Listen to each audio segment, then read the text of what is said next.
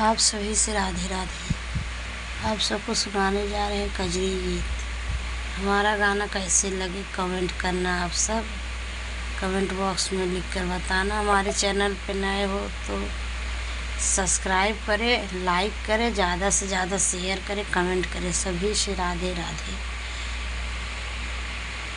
हरे राम तारा जी करथी रुदनवा गजब दुख डारा ललनवान।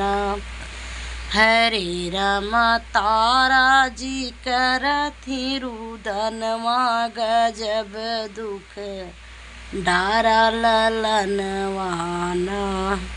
हरे राम तारा जी करथी रुदनवा गजब दुख डारा ललनवान।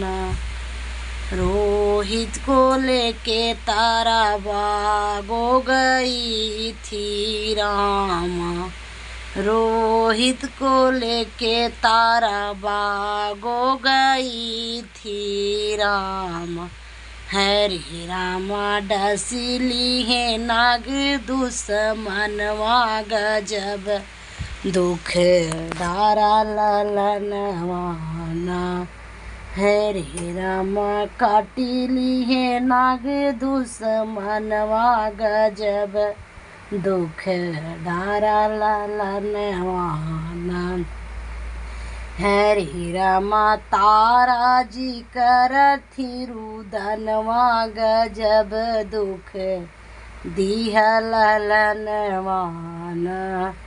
हरे राम तारा जी करथी रुदनवा गजब दुख डारा ललनवान। रोहित को लेके तारा मारे घट गई थी राम। रोहित को लेके तारा मारे घट गई थी राम। हरे राम हेरे न पावई कफनवा गजब दुख डारा ललनवान। हरे राम हेरे न पावई कफनवा गजब दुख डारा ललनवान। हरे राम तारा जी करथी रुदनवा गजब दुख डारा ललनवान। हरे राम तारा जी करथी रुदनवा गजब दुख डारा ललनवान। आधीन साड़ी फारे तारा कफन बनावई राम।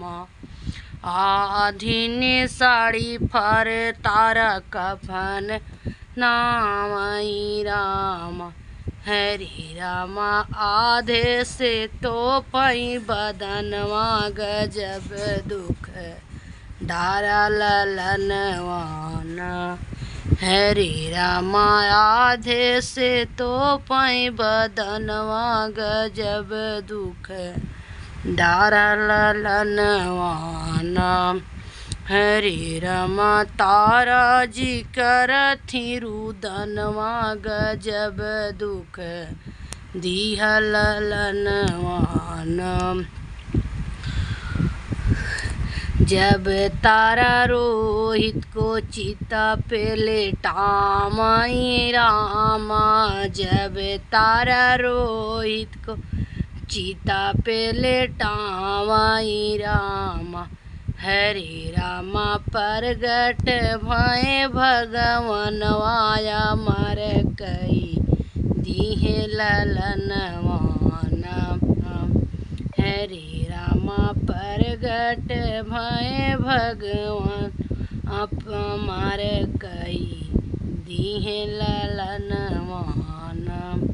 हरे राम तारा जी करथी रुदनवा गजब दुख डारा ललनवान। हरे राम तारा जी करथी रुदनवा गजब दुख डारा ललन